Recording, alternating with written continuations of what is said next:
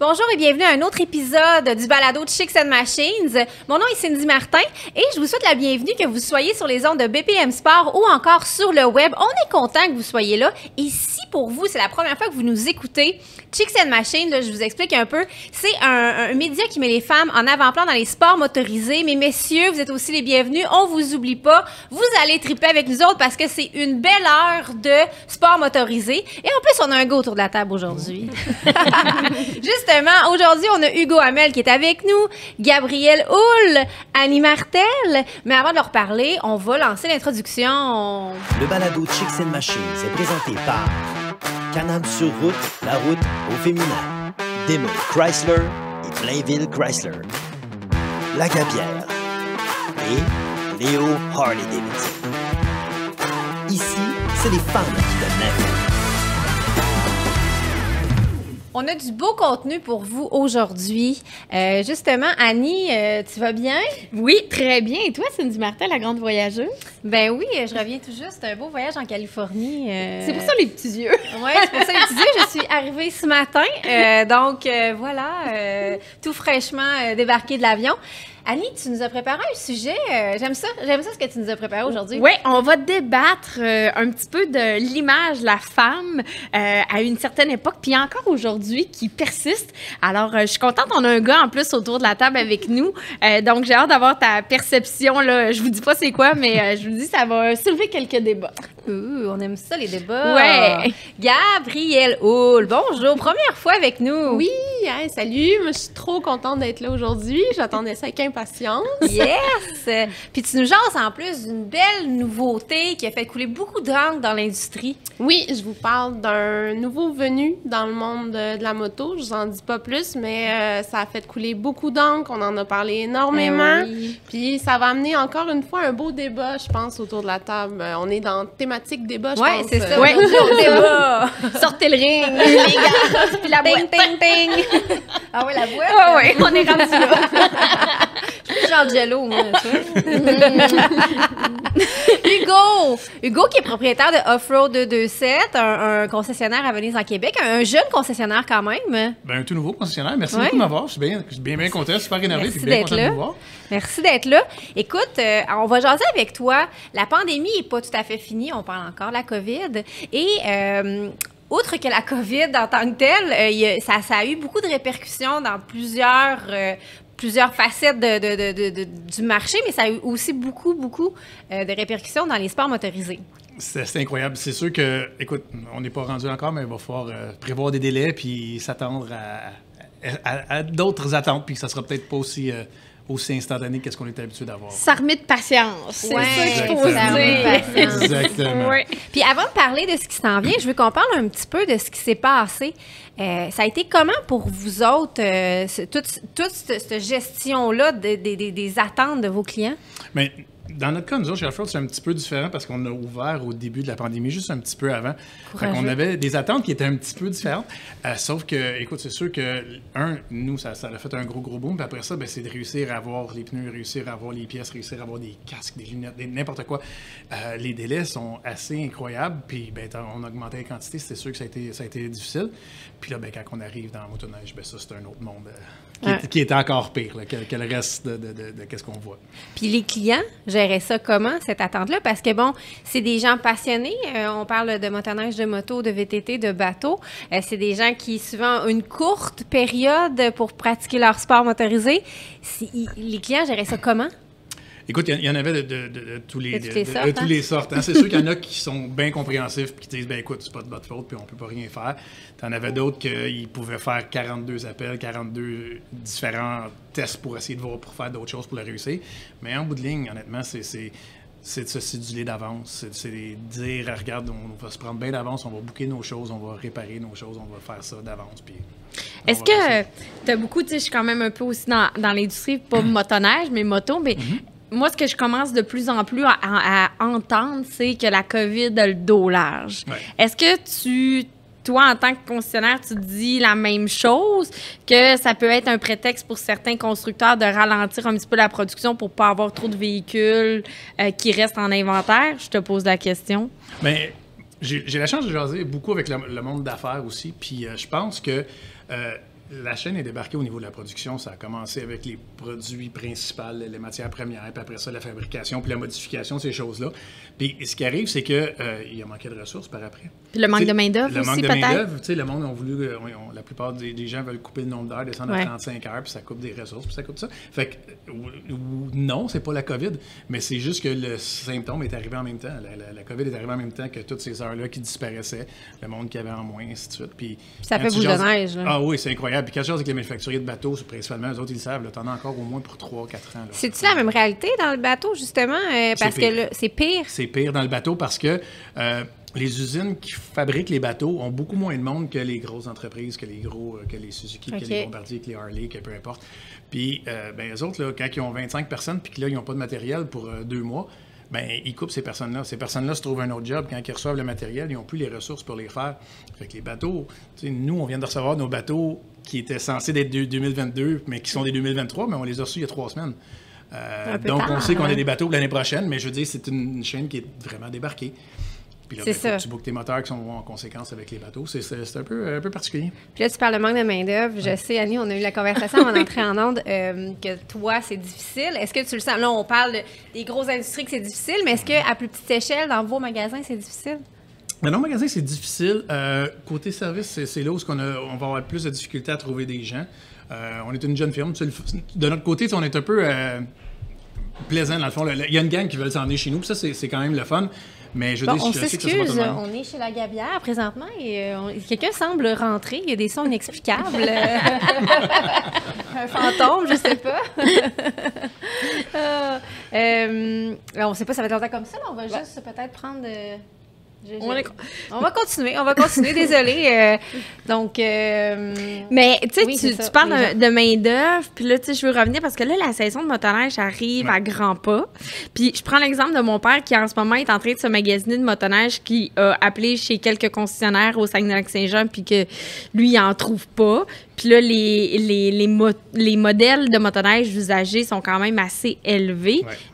Ça crée l'offre et la demande, ça doit créer beaucoup de mécontentement aussi là, à ce niveau-là. Énormément. Puis les gens qui vont réussir à avoir leur motoneige, présentement, vont aller plus dans les régions qui n'ont pas beaucoup de neige, ou les gens qui vont recevoir quelques motoneiges, ils n'en recevront pas 25, là, ils vont recevoir quelques-unes, mais au moins, eux vont en avoir. Puis, c'est ça, ton père, déjà, s'il est à ce temps-ci, commencer à chercher une motoneige, il est déjà tard. Il est déjà tard à ce moment. C'est parce que ma mère, elle a approuvé le budget, là. C'est souvent ça qui leur arrive, en effet, oui. C'est ça. Si tu dis de consulter ta femme avant d'acheter quelque chose à 25 000. Donc, finalement, le problème ne se termine pas, là. Tu vois vraiment ce qui s'en vient va être un peu... Il va en avoir encore pour quelques années. C'est clair, la chaîne de production, comme je dis, ils ne rattraperont pas. Il y a certaines compagnies qui vont se démarquer plus que d'autres, mais la majorité vont encore avoir de la misère un petit peu. Puis ça dit quoi pour vous autres, Arctic Cat? Je sais que l'année passée, ça a été un peu... Ça va être difficile encore. Ça va être très, très difficile. On va recevoir les Snowmageddon, ceux qui ont eu des pré-bookings, ça, on va les avoir. Ceux qui n'ont pas précommandé, il y a quelques modèles, mais ça va être des raretés. Puis là, ce qu'on suggère, c'est déjà commencer à regarder pour pré-booker les 2024. Nous, on a déjà une dizaine de 2024 de vendus.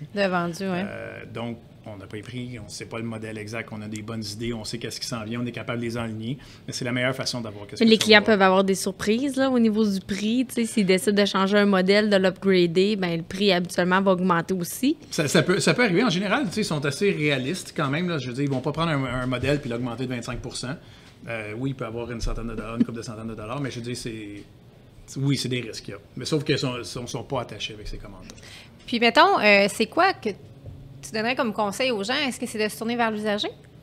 Tu peux te tourner vers l'usager. Je vais prêcher pour ma paroisse en disant ça, peut-être que je vais vous le dire, mais faites inspecter vos machines avant quand vous les achetez. Oui. Le nombre de fois qu'on se fait dire « Ah, j'ai acheté ça, le gars m'a dit que c'était ça à la coche. » Sorry, ça ne l'était pas. C'est comme, on n'était pas proche de ça du tout. Là, puis souvent, les gens, tu sais pas qu'est-ce qu'ils ont fait avec, ils l'ont peut-être battu. Surtout dans leur piste, dans la motoneige hors-piste. C'est quand même touché d'acheter une motoneige hors-piste usagée. Fais-la inspecter, comme tu dis. Exactement. Oui, c'est vrai que c'est une couple de 100$ pour le faire inspecter au départ, mais tu t'évites des problèmes. Tu vas savoir qu'est-ce que tu achètes. Tu vas avoir des réparations à faire dessus? Oui, c'est clair. Peu importe le prix que tu vas acheter de ta machine, tu vas avoir des choses à faire dessus. C'est une usagée. Puis c'est pas comme un véhicule. C'est pas comme une auto, là. Une motoneige, c'est quelque chose qui se bat un peu plus puis qui s'est fait brasser. Fait que c'est sûr qu'il va y avoir des pièces à vérifier là-dessus. Hugo, t'es quand même jeune. Tu sais, on se le cache. T'as de le temps. T'es pas dans la soixantaine, disons-le ainsi. Mais qu'est-ce qui pousse un jeune homme comme toi, tu sais, je prends le compliment, à se partir un concessionnaire De zéro, là. De zéro, from là, tu scratch. sais.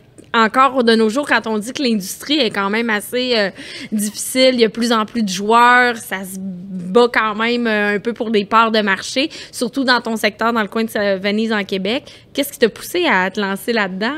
De la passion. C'est vraiment ça.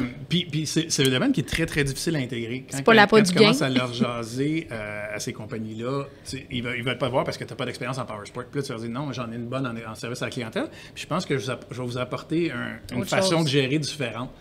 Puis, à date, ça semble fonctionner. Là, on va continuer à toucher du bois. Mais je veux dire, c'est une approche qui est différente. Puis c'est le fun. Dans mon cas, moi, je suis quelqu'un de passionné. Vous le voyez, je pense que j'ai un niveau d'énergie que je sais qui est un petit peu en haut de la moyenne, puis des fois un petit peu fatigant. Mais non, on t'aime comme ça, mais Hugo. j'aime ça. J'aime vraiment ça. Fait que nous autres, c'est ce qu'on voulait. Puis dans notre coin, il y a de la compétition, puis il n'y en a pas en même temps. C'est dans le sens que c'est du monde qui se faisait longtemps qui faisait ça, puis qu'il y avait leur approche, il y avait leur façon. Puis nous autres, on voulait juste se faire vivre de quoi de différent. Puis de tout ce que tu vends comme machine là, à ton concessionnaire, là, tu étais un fan à la base de quoi? De moto, de bateau, de motoneige? Je suis sûre que c'est bateau.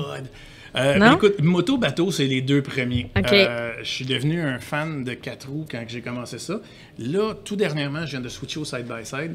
Non, pas switcher. J'ai fait un test de side-by-side qui m'a fait switcher au side-by-side. Je suis un tripeux.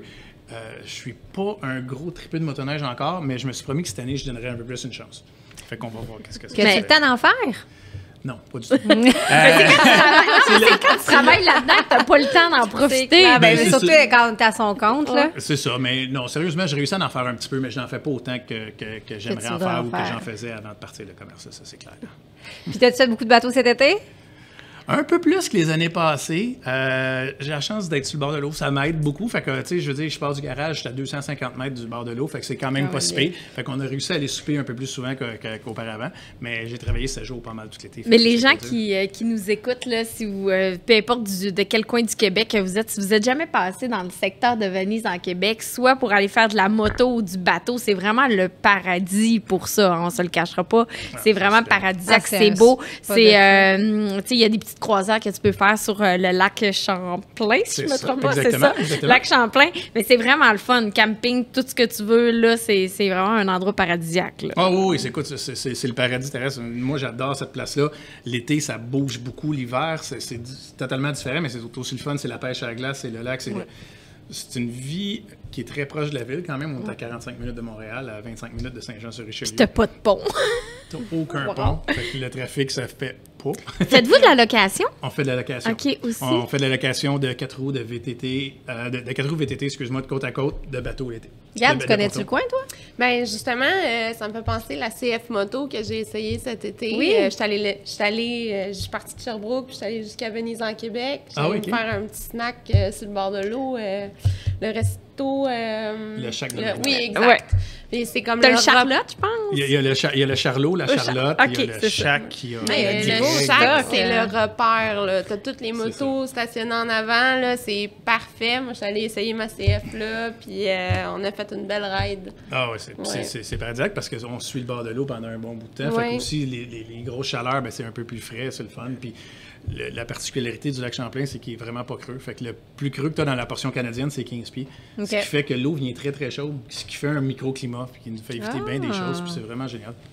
Eh ben, un gros merci, Hugo. J'invite les gens à aller te visiter, à visiter Venise en Québec aussi. Ben, ça va me faire Puis plaisir. merci d'être venu. Mais de toute façon, Ça. tu restes avec nous pour le restant de On m'a dit que j'avais l'émission. un débat tout à l'heure. Ouais, Que j'avais donné ouais. mon opinion, ça va me faire Il est plaisir. prêt, On va débattre. Donc, au retour, Annie, Yes, je vous utilise, on va parler des pin-up. des peanuts.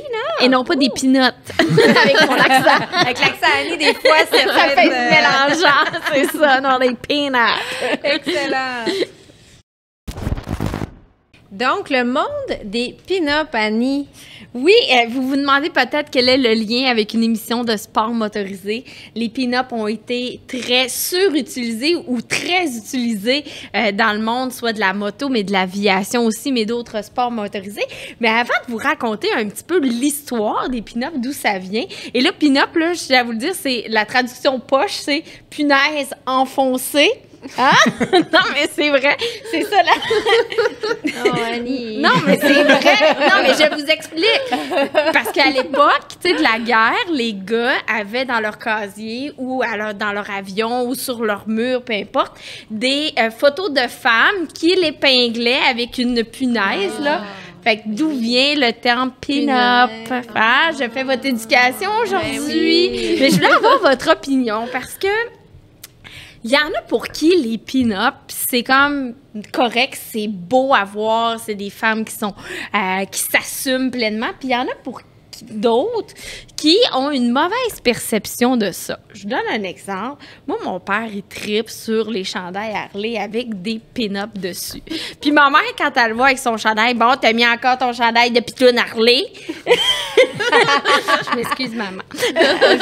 Mais vous, qu'est-ce que vous en pensez de cette image-là? Parce que Chicks and Machines, on est un magazine de femmes, on veut que ça soit la femme dans le respect, mais est-ce que l'image de la pin-up, pour vous, est un peu un manque de respect envers la femme ou c'est le contraire, que c'est une femme qui s'assume pleinement avec le corps qu'elle a? Ben, moi, j'ai pas de problème avec les femmes qui posent en bikini, exemple, sur Instagram. Ou, j'ai vraiment pas de problème avec ça. Là où j'ai un problème, c'est quand les personnes se servent de leur corps pour, mettons, mettre de l'avant leur sport motorisé, exemple. Tu sais, comme... Pourquoi tu poserais en bikini sur ta motoneige? Parce qu'on fait pas de motoneige en bikini dans la vie de tous les jours. Je le souhaite à personne, en fait.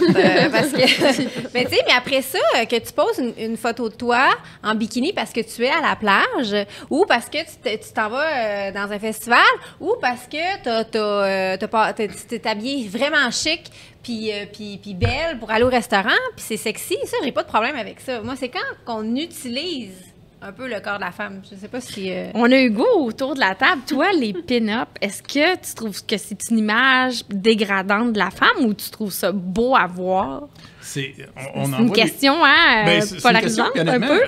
J'ai eu à la débattre dernièrement. Je trouve ça un petit peu étrange parce que on a des marques qui sont très portées vers ça ou d'autres qui ne le sont pas du tout. Puis tu sais, en mentionnant, tu parlais des t-shirts Harley tantôt. Moi, je peux te parler de vendre une Suzuki. L'image est totalement l'opposé. Puis, on jasait avec des gens de marketing en disant comment on rend l'image de Suzuki un peu plus sexy. Mais sans se rendre de façon, comme tu disais, dégradante. Qui est dégradante. L'utilisation. Parce que l'image peut être belle. Puis ça peut être autant un gars qu'une fille. Là. Je veux dire, c'est pas... l'idée, oui, c'est souvent la fille, la pin-up, on s'entend, mais je veux dire, ça pourrait être, je sais pas, moi, un pompier, le style, qu'on va mettre sur un 4 roues rouge pour faire une image, pour faire qui va avoir de ça. Là. Parenthèse, Ducati, il y a quelques années, ils ont repris des images célèbres de pin-up avec des motos, mais avec des gars puis des motos Ducati. J'ai trouvé ça un super clin d'œil sympathique. Il n'y avait rien d'esthétiquement très, très gracieux là-dedans, mais ça avait fait jaser. Quand même. Parce que, tu sais, l'image des pin-up, de tout ça, entourant ça, moi, je trouve ça quand même très beau, tu sais, c'est artistique, mais c'est ça, c'est vraiment l'utilisation qui en est fait, là. Ouais. Puis toi, de ton côté, Gabrielle? Ben, moi, je trouve ça... Moi, j'ai travaillé quand même longtemps dans un concessionnaire Harley, fait que tous les T-shirts, je les ai vus aussi. Puis moi, la pin-up, je trouve, elle a quelque chose de beau, justement, parce que c'est ces femmes-là, à cette époque-là, qui assumaient leur courbe, tu sais, t'as des filles de toutes sortes de shapes, c'est pas... Il y a ça aussi qui est beau chez les pin-up, t'as vraiment raison. C'est ça que j'aime, puis tu sais, de plus en plus aussi dans le sport motorisé, on essaye d'enlever cette image-là, tu sais, je pense juste sur les circuits de Formule 1, il y en a plus de pitounes, ils les ont enlevés, au salon de la moto aussi, t'en vois de moins en moins. Painting, on en voit moins, de grâce. Ça se promenait dans les allées, puis ça donnait des coupons, puis tout ça, tu sais, ça je trouvais ça un peu plus dégradant, tandis qu'une pin-up, je trouve ça chic, je trouve ça a de la classe quand même.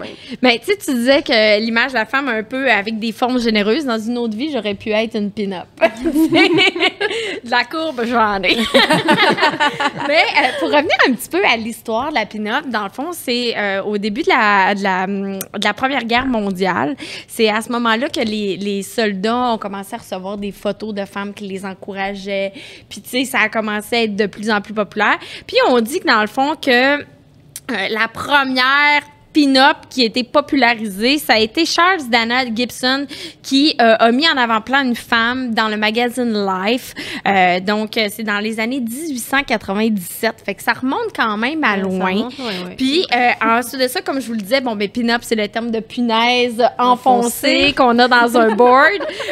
Donc, c'est des photos de femmes qui sont séduisantes. Souvent, on va les voir avec les cheveux frisés, les petites robes, mais avec le temps, la pin-up aussi a évolué, elle porte le pantalon.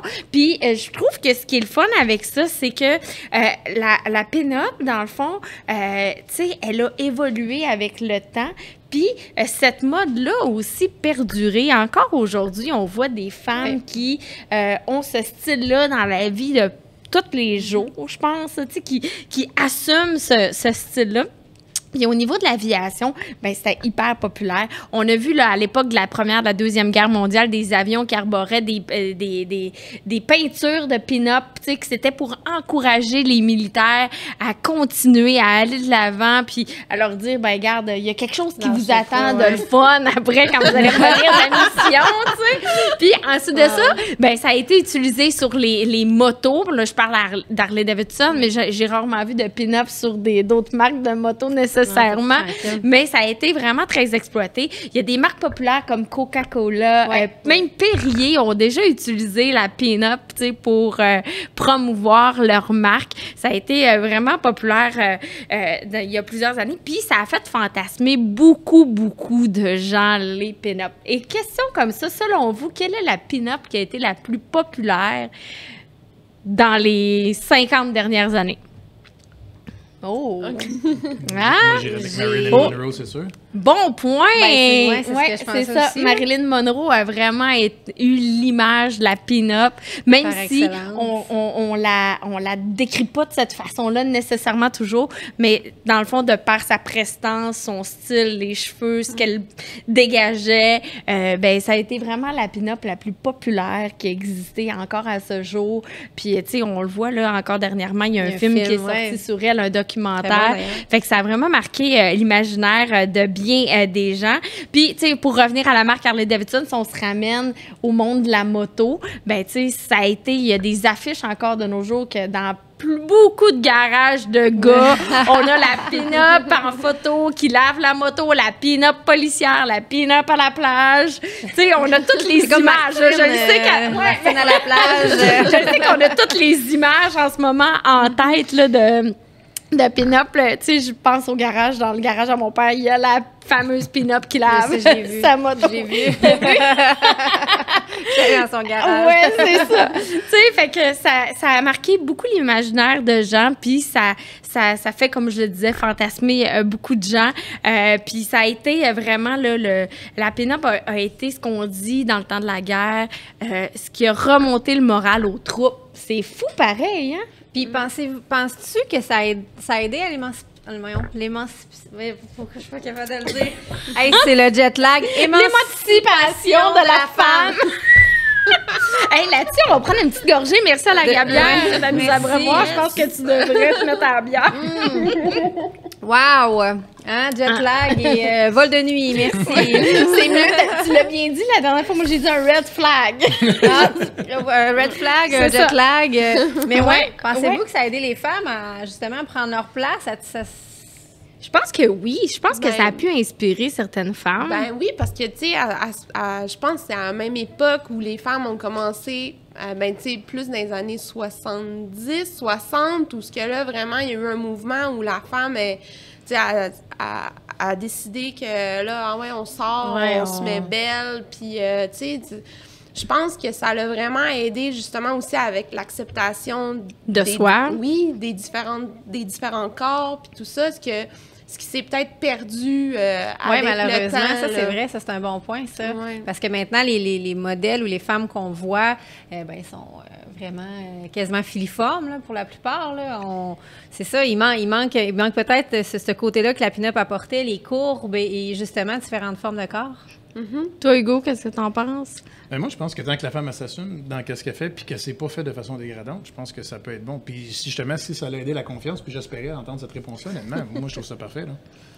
Non, c'est vrai. C'est juste bien. C'est juste, ça dégrade pas, ça n'empêche pas qu'elle va piloter son bicycle, puis qu'elle va aimer ça, puis qu'elle va être très bonne, puis qu'elle va adorer ça, puis qu'elle va avoir un bon sentiment.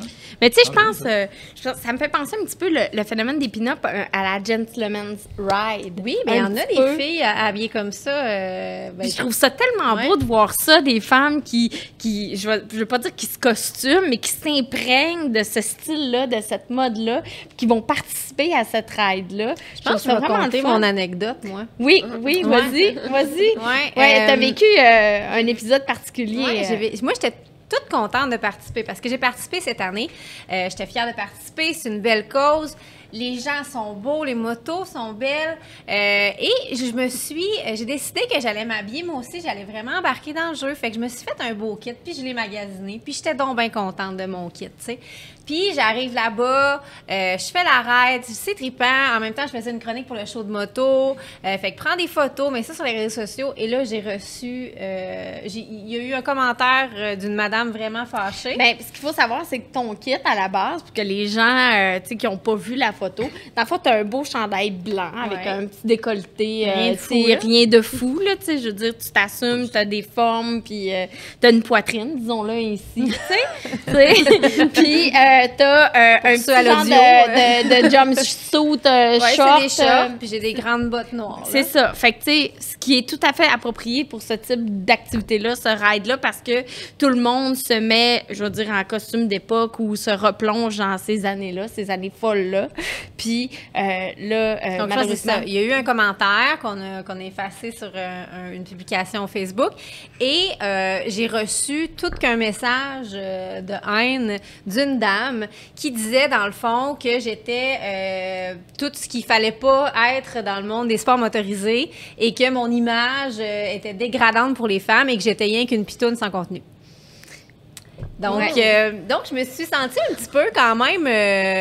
blessée parce que je passe ma vie à faire le contraire, à mettre les femmes en avant-plan dans les sports motorisés. Puis, je ride toujours habillée. Je ride habillée, mais là, pour une fois, j'ai décidé, tu sais, puis on roule à 15 km/h, il n'y a pas de stop, il n'y a pas de lumière, on est accompagné par les policiers, tu sais.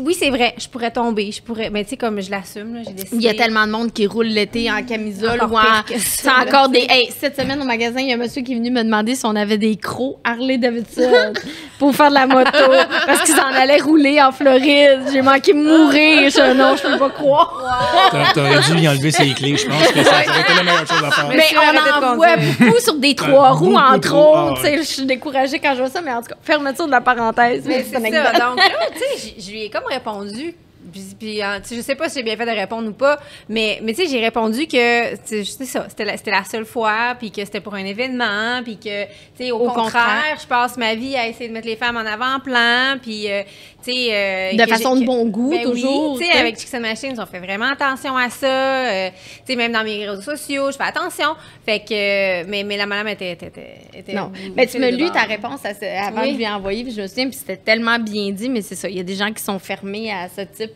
de discussion-là, mais effectivement, tu sais, c'est une fois n'est pas coutume dans ton cas. Une conversation avec moi avant de dire que je suis sans contenu. Après ça, si tu penses que je suis sans contenu, parfait, mais au moins, viens me parler un peu, là, si tu me connais pas, puis... Puis ton ensemble était juste magnifique, honnêtement. Tu n'avais absolument rien à t'en vouloir. Il n'y avait pas rien qui était osé là-dessus. Oui. Non. Je pense que si tu parles de choses qui sont dégradantes et qui font reculer la femme, c'est beaucoup plus les commentaires de cette femme-là qui va juger le monde qui ont fait une activité puis qui sont restés chez eux, probablement à rien faire. C'est ça qui est dégradant, c'est pas le reste. Et ça, j'en ai déjà parlé, puis j'en parle souvent. Je trouve que entre femmes, au lieu de justement... de se soutenir. Oui, de s'envoyer des commentaires comme ça, de se soutenir, puis d'arrêter d'essayer de se caler une et l'autre, puis « Ah, mais là, elle est bien trop sexy » ou « Elle est ci et ça ». Tu sais, à un moment donné, je pense qu'il y a beaucoup de jalousie dans ces commentaires-là.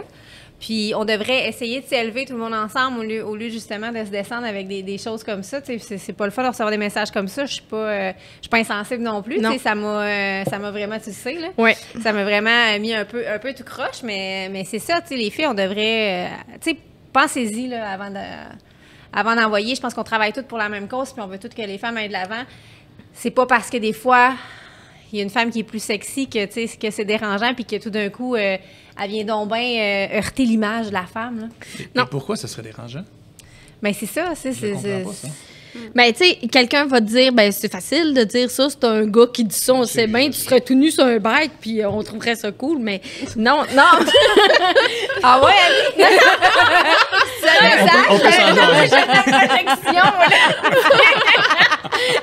Non, mais tu sais, c'est Wow. ça, tu sais, les gens, des fois, ils réfléchissent pas nécessairement, tu sais, au pourquoi ça a été fait, puis Les gens ça. sont beaucoup dans le jugement. Ouais, là. c'est ça. Ben ça, c'est l'ère des réseaux sociaux Oui. aussi. Tu sais, t'es derrière un écran, cette Facile. madame-là, elle aurait sûrement jamais, elle t'aurait dit ça en pleine face, tu sais. Elle se serait gardée une petite gêne ou elle aurait compris Ou elle le m'aurait contexte ou tout. regardé Là, de elle s'est travers. basée sur une photo. Ouais. Tu sais, probablement pris complètement hors contexte. Tu sais, mais c'est ça. C'est l'ère des réseaux sociaux, puis tu sais, faut pas que tu t'attardes à ça parce que sinon...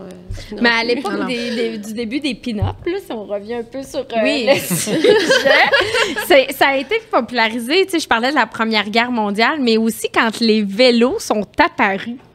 Hein? Je vous surprends en vous apprenant ça. Oui, parce que les femmes avaient plus besoin des hommes pour se déplacer. ouais.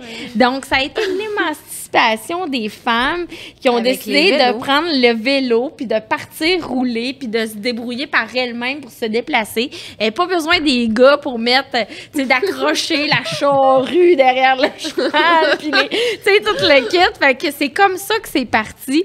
Fait que ça a vraiment inspiré des femmes à prendre le contrôle de leur vie, de leur liberté. Puis pourquoi on fait le lien? Oui, vas-y. Tu parlais tantôt de Marilyn, mais il y en a une autre qu'on n'a pas parlé. Betty Boop! Oui!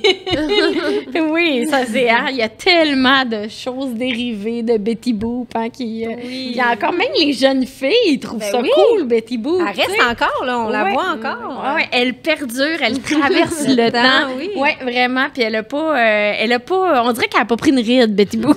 avec ça.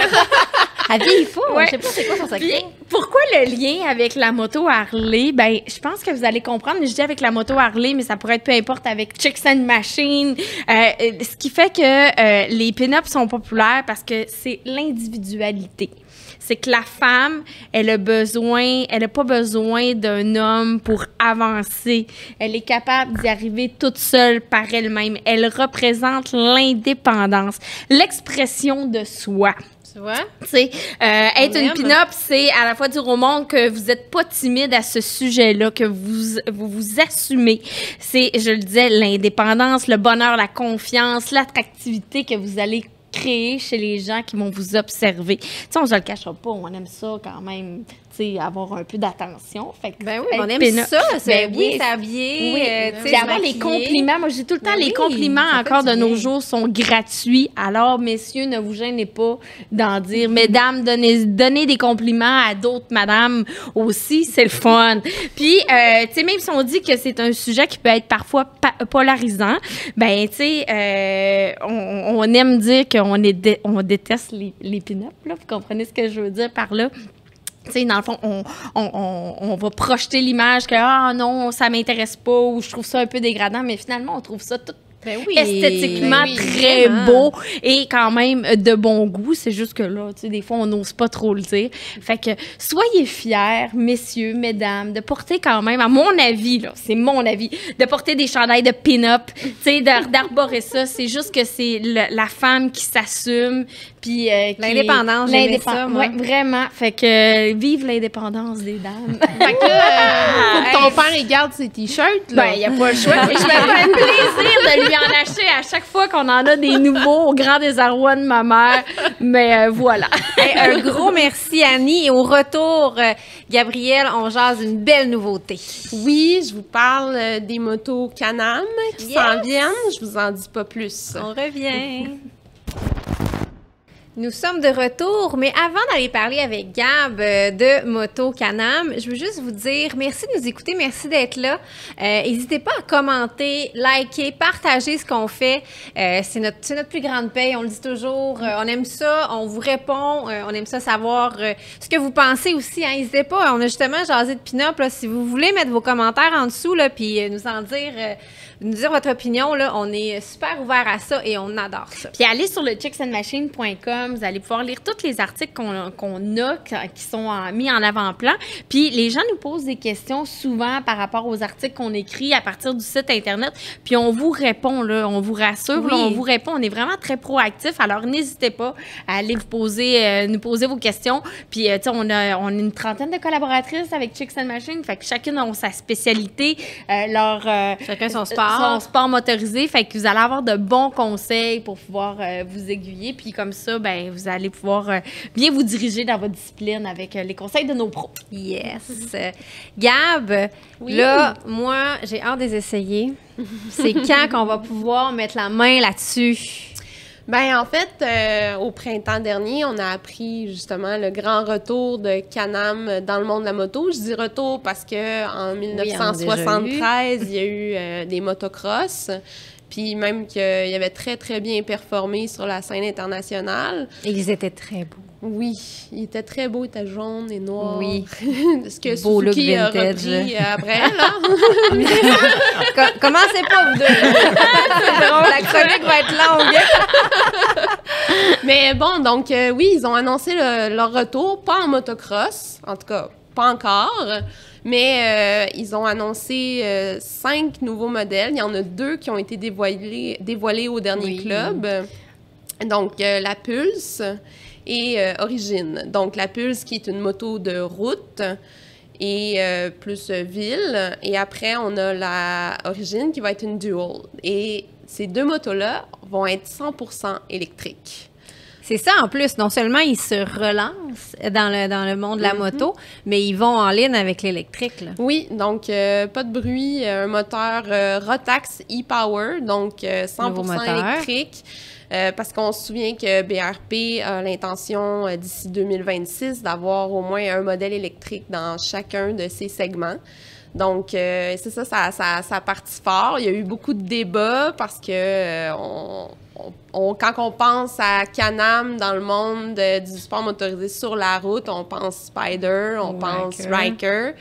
Mais non, après, quand on a vu le dévoilement au club des 2 motos, moi, j'étais sur mon canapé, j'écoutais le club, j'étais sur le bout, j'ai ah mon Dieu, ils sont belles! J'ai vraiment hâte de les essayer, tu sais.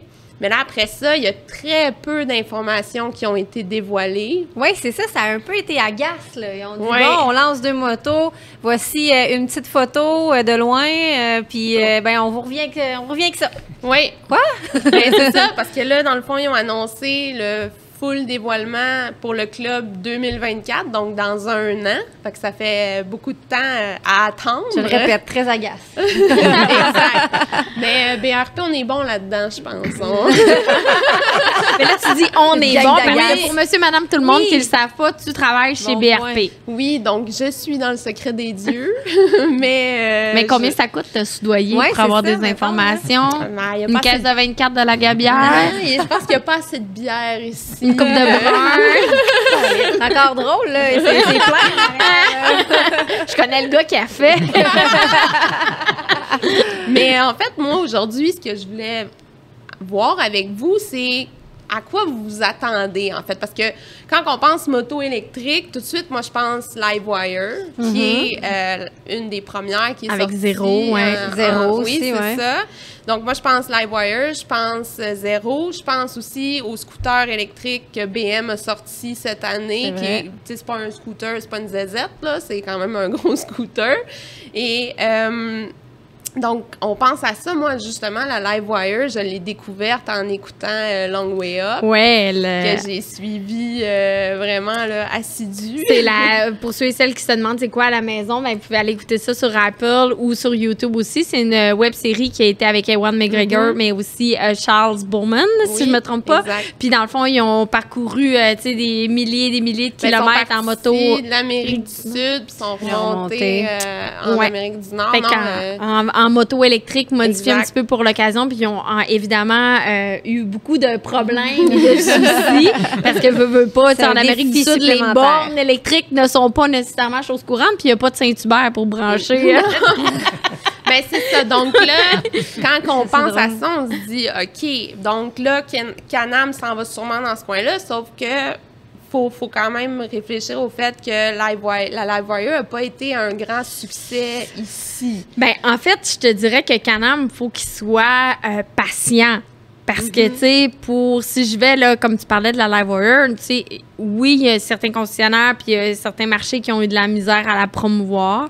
Tu sais, si je peux pas parler pour les autres. Nous, on a été chanceux, on en a quand même vendu plusieurs parce qu'on a vraiment mis ça en avant-plan. Mais la marque Harley a dû s'armer de patience parce que sont arrivés avec un super de beau produit qui fait du 0 au 100 en 3,2 secondes, mais avec un prix quand même exorbitant à 37 250 $. Elle avait quand même, Oui. tu sais, c'est une des premières, elle avait quand même ses défauts aussi, là, tu sais, je veux dire, c'était pas une Le moto, centre de gravité était c'est plus ça. difficile, à Pas coucher super d'un coup. maniable, ouais, c'est ça. Mais, tu sais, la rapidité d'action Oui, était là, était au rendez-vous. Mais c'est ça. Puis c'est pas pour rien que Harley ont décidé finalement aux États-Unis, parce qu'au Canada, c'est pas encore arrivé, mais que là, ils ont créé vraiment des Une marque à magasins part, ouais. Livewire à part des boutiques Harley.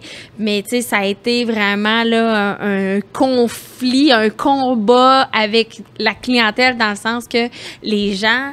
tu sais, ils sont pas... tu sais, les vrais de vrais durs de Harley, mais peu importe les vrais de vrais bikers, pour eux autres, une moto, il faut que ça fasse du bruit. Mais c'est ça. Penses-tu pas que Can-Am encore, va là. aller vers là? Penses-tu qu'ils vont trouver une manière de mettre du bruit? Parce que ça se parle dans l'industrie. Il y en a, là, comme là, il y a un camion qui est sorti, puis là, c'est vraiment l'air qui passe, qui fait un certain bruit. Penses-tu qu'ils vont s'en aller vers là? Je te dirais que qu'est-ce qui a été dit au club, c'est non. Je te Ok. dirais que non. Mais qu'est-ce qui n'a pas été dit puis que tu peux nous dire? Arrête, On veut my dead body. Tu sais, genre la date, ça sort ou quelque chose de même. Là.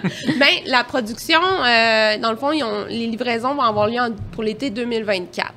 La production est lancée, ça va être une usine au Mexique, au même endroit où ils font les Sidou, parce que l'usine à Valcourt est présentement à pleine capacité. ouais.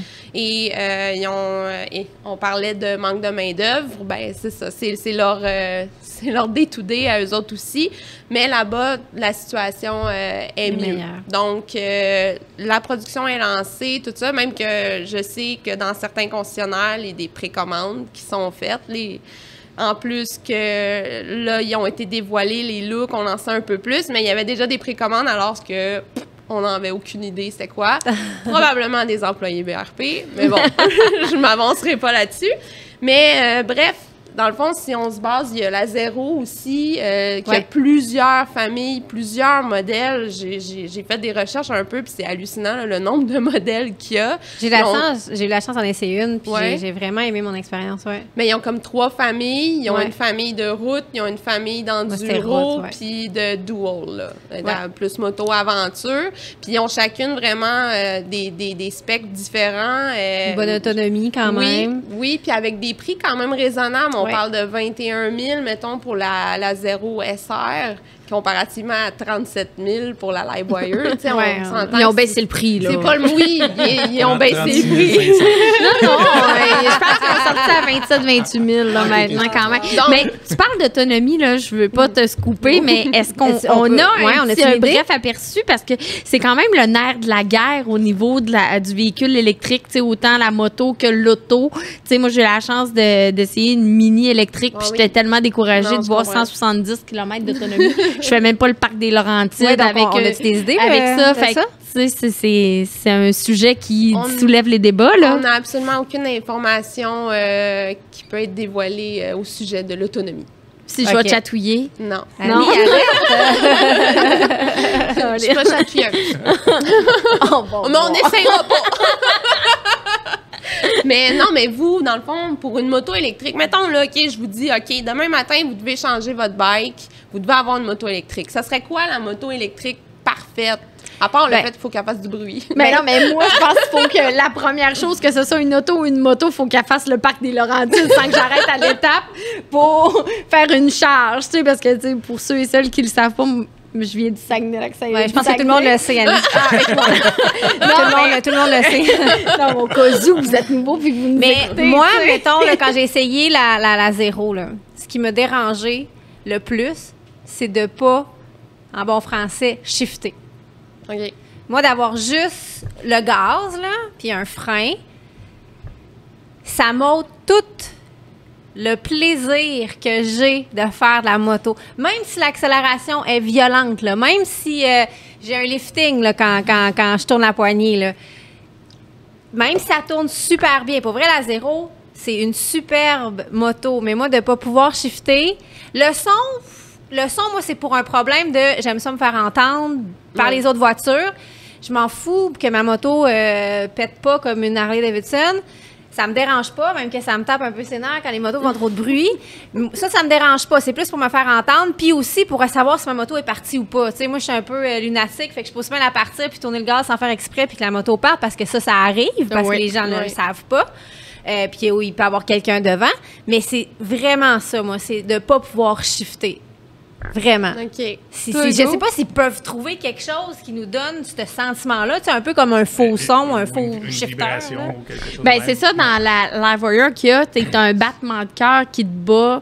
Là, excusez, ça va paraître vulgaire, mais c'est vrai, t'as un battement de cœur qui te bat ou les fesses, tu sais, parce que t'as une pulsation qui t'indique que la moto est en marche, tu sais. Fait que peut-être qu'à ce moment-là, tu sais, on le sait pas, là, peut-être qu'eux vont s'être inspirés de ça, on ne sait pas. Puis moi, comme Ou tu le sais c'est peut-être. vraiment l'autonomie que ça prend parce que, oui, le bruit est intéressant. Tu sais, moi, on s'entend, je suis un tripeux de moto puis de 4 roues puis tout ça, mais je conduis quand même une voiture électrique qui est un peu... Puis c'est sûr que la partie de son me dérange.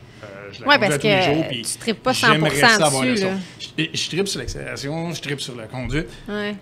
L'autonomie est quand même bonne, mais c'est vrai qu'il me manque un son, il me manque une vibration, il me manque quelque chose. Fait que c'est sûr que dans les motos qui vont s'en venir, j'espère qu'il va y avoir quelque chose de même. Mais ça dépend aussi à qui s'adresse la moto qu'ils conçoivent. Tu sais, exemple, tu parlais de moto dual, tu sais, une moto qui va faire du semi-route, semi-trail. Est-ce que tu vas faire 500 km d'une trail d'une Ça journée? peut être tannant d'en manquer C'est- sur le top d'une montagne. là. C'est ça, tu sais, ça c'est dépend. ça, c'est ça Peut-être que l'enjeu. l'autonomie va être adaptée selon le type de la moto. Ou si c'est une moto de ville, ben là, à ce moment-là, tu sais, que l'autonomie soit de 250, 300 km, c'est moins important parce qu'en ville, t'as plus de bornes.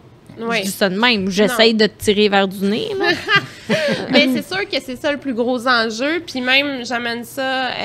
Moi, je me tiens pas mal dans les tracks de motocross. Puis on parle de plus en plus de motocross électrique. Puis ça, c'est un concern, là, parce que quand tu roules dans une piste, puis tu veux que l'autre, il sache que tu es en arrière, puis qu'il va te doubler. C'est comme là, ça faut qu'on qu'il les t'entende, entend. Là. là. Ouais. Moi, je me suis. J'ai commencé sur la piste Pee-Wee. Puis, Avec un Pee-Wee 50. à 33 ans, je pense que ça aurait été fun. Mais non, mais tu sais, juste les kids qui ont des petites motos électriques, là, tu les entends pas en arrière, là, puis c'est eux autres qu'il faut t'entendre parce que... Ouais. C'est les plus dangereux. Fait que ça, c'est l'autonomie, puis le bruit, c'est les major concerns en ce moment. Puis je dirais aussi une question de prix, parce que on l'a vu avec la Livewire, là, les motos zéro, mais sont quand même pas données non plus, tu sais. Puis après, faut aussi se dire, OK, donc là, moi, je veux faire quelque chose pour ma planète, je veux réduire Mon empreinte. mon empreinte, tout ça. Puis aussi, c'est le but de BRP, c'est d'être, excusez, là, Carboneutre. carboneutre. Donc, tu sais, si moi, je veux faire ce choix-là, mais après ça, il y a toute une question aussi de, sur combien de temps, en fait, ma moto, elle va avoir zéro empreinte, parce que... Oui, parce qu'il y a une empreinte quand tu construis ces véhicules-là. Ben Là, oui, c'est pas, ça c'est fait pas jaser. 100%. C'est pas 100%, tu sais, c'est magique, là. Mais, par contre, si on parle de voiture, là, parce que j'ai fait un peu de recherche là-dessus, si on parle de voiture, le temps pour que ce soit carboneutre, là, je l'ai plus par cœur, mais c'est pas si long. Tu sais, parce que oui, ça fait jaser beaucoup. Puis ceux qui sont vraiment contre ça, finalement, leurs arguments ont un peu tombé à l'eau parce qu'en vraiment quelques temps, là, ça se balance, même que le véhicule électrique. C'est sûr que si tu prends ton véhicule électrique 1 an, tu le jettes, Non. ça le fera pas, mais le oui, c'est ça. principe de... Mais là, sur, il est mort. une utilisation normale d'une voiture, là, rapidement, on entre dans un autre monde là, pour ce qui est de... Ben, c'est ça. Donc, moi, ce que j'ai hâte de voir, c'est au Québec, le marché parce que les Québécois sont quand même fiers de leurs produits, de dire que BRP vient du Québec, que les produits Can-Am, c'est fait, tu sais, il y en a quelques-uns, ben, les skidoo qui sont faits ici, tu sais, tout ça, les gens sont quand même fiers, c'est un fleuron québécois. Un sentiment d'appartenance. Et voilà, donc moi, j'ai hâte de voir, déjà, tu sais, comme je vous dis, il y a des commandes qui ont été passées sans même avoir vu la moto, là, il y en a encore plus maintenant que la moto a été dévoilée, fait que moi, je suis pas mal certaine que quand ils vont dévoiler vraiment les specs en 2024, que, ben pour le club 2024, mais en 2023, là, mais quand ils vont vraiment dévoiler les specs, j'ai hâte de voir la réponse du monde de la moto, de voir, mais c'est sûr que ça va être vraiment une question d'autonomie puis de prix. Ça va être les deux plus gros enjeux. Un gros merci, Gabrielle. C'est super intéressant. L'émission tire à sa fin. Écrivez-nous à la maison. On veut savoir aussi ce que vous en pensez. Et puis, ben moi, je veux remercier nos commanditaires qui rendent ça possible. Léo Harley-Davidson, Can-Am sur route, La Route au féminin, Daimler Chrysler, Blainville Chrysler, La Gabière, évidemment, chez qui on est aujourd'hui. Je voudrais remercier aussi Maxime Chez à la réalisation, qui a son assistante aujourd'hui, Marie-Hélène, à la réalisation aussi. Évidemment, je veux remercier BPM Sport et je veux remercier les gens autour de la table. Annie Martel, toujours présente. Gabrielle Hull, une de nos collaboratrices Chicken Machines. Hugo Hamel chez Offroad 227. Encore une fois, un gros merci d'être venu nous voir. Et nous, on vous dit à la semaine prochaine. Yeah, good job! Yeah! Belle première chronique! Yeah. C'était électrisant! Oh là là là là là là!